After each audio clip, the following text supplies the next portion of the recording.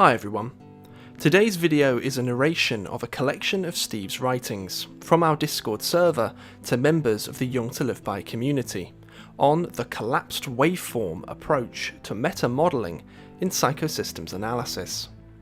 Sitting within the core of the psychosystems analysis model is the biopsychosocial stack, as originally laid out by Professor George Engel and, with his support, expanded by Steve and Pauline Richards.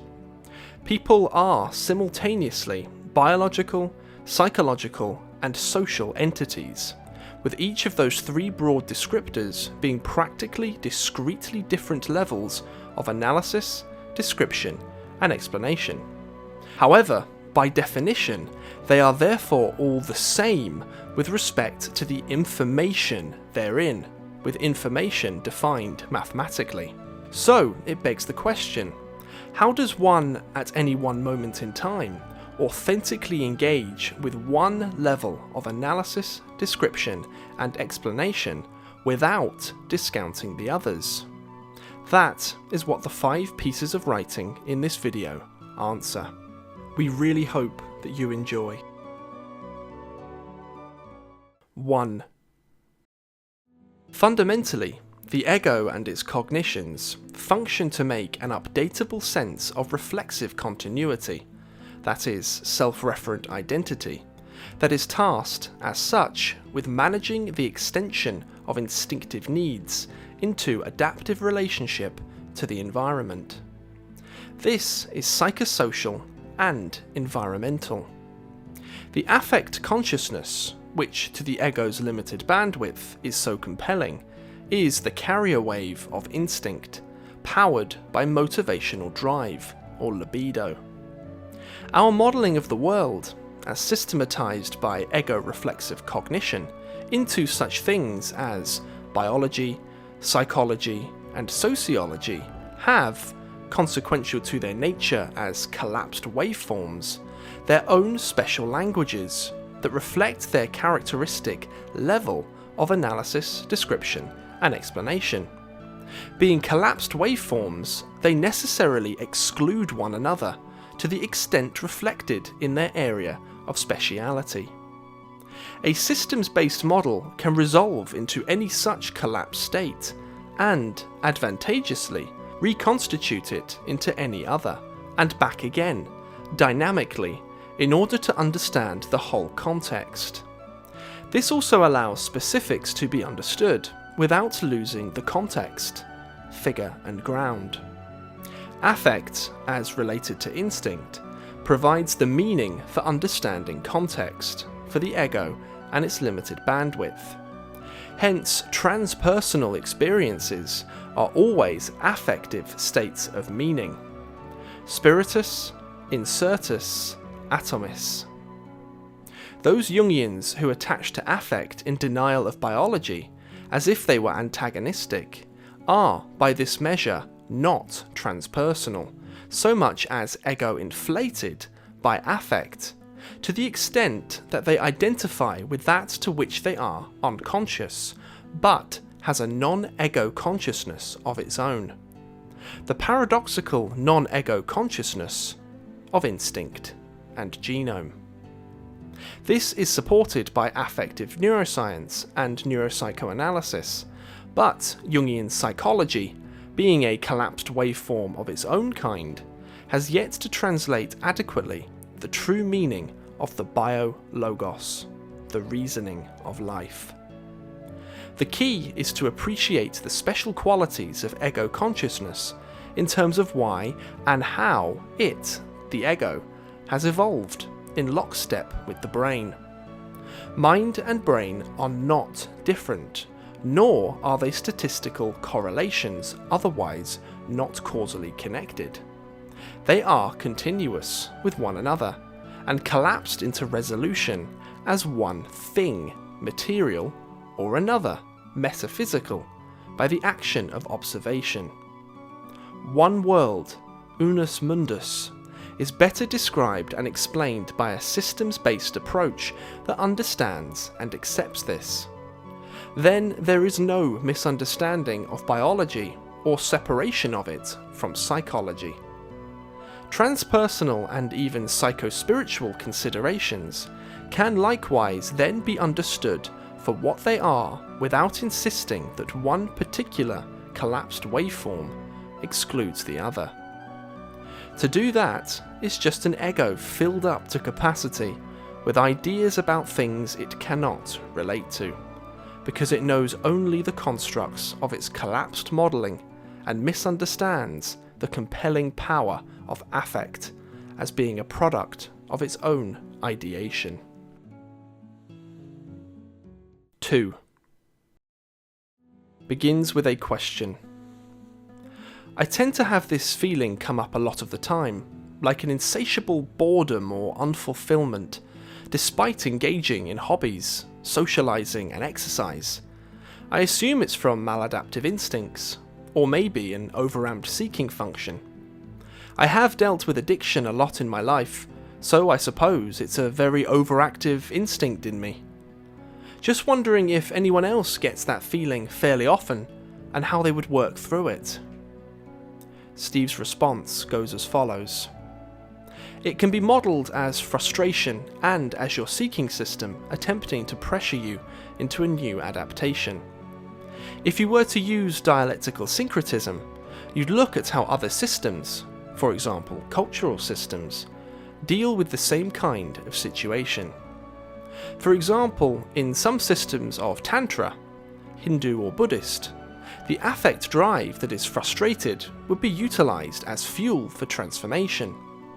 This encourages action in the world, which in Hinduism, for example, may be systematized as karma yoga, the yoga of right action. The key is that it is that, and it is also biopsychosocial, ultimately genomic, homeostasis.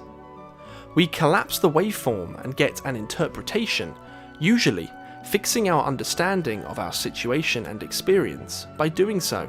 Dialectical syncretism allows us to compare the waveform between collapsed states and work out the right way, or ways, to understand the complexity of our context. So, complexity becomes simplicity, but not fixed, or without realizing that our understanding can, and often should, be dynamic. So, for you, it is the seeking system, but to get to an adaptation to it, you need to collapse the waveform through different resolutions of focus to understand the meaning of your self-regulation for you.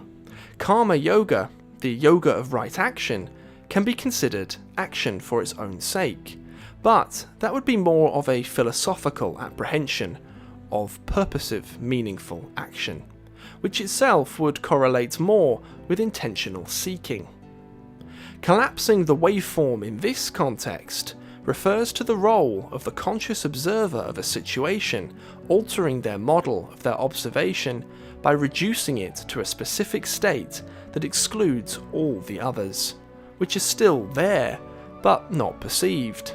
That is, the collapse is an abstraction.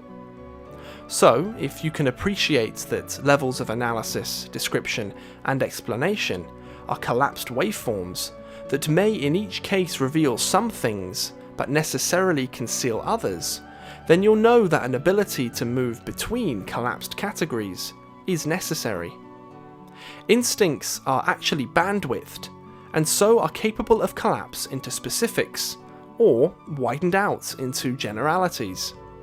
It often takes a refined consciousness to understand this, rather than reduce them to flat, immutable, and narrow, quote-unquote unconscious patterns. That is a description of a limited consciousness's perceptions of itself, not the instincts as such.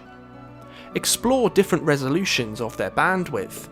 It'll be surprising just how intelligent they are, and how affect has a consciousness, independent of ego cognition.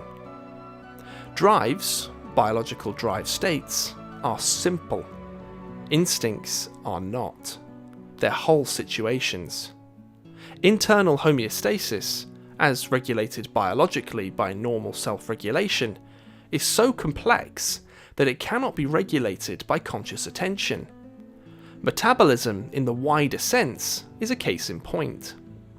Homeostatic needs that cannot be internally regulated without doing what Freud referred to as work, or action in the world, requires the activation of a drive state to meet needs externally.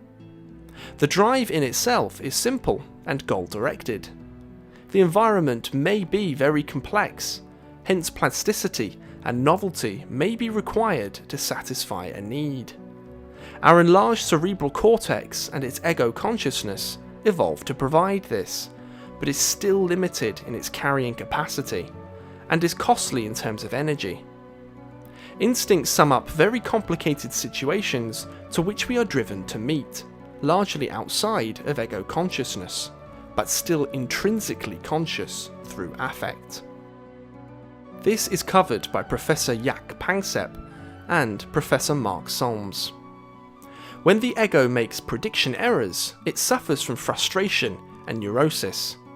Instincts still push, regardless of how well the ego appears, to itself, to be adapting. Getting outside of an egocentric, ego-reductive, locked-in perspective is essential to reducing loading and becoming adaptive to the simplicity hidden in the apparent complexity of adapting to instinct.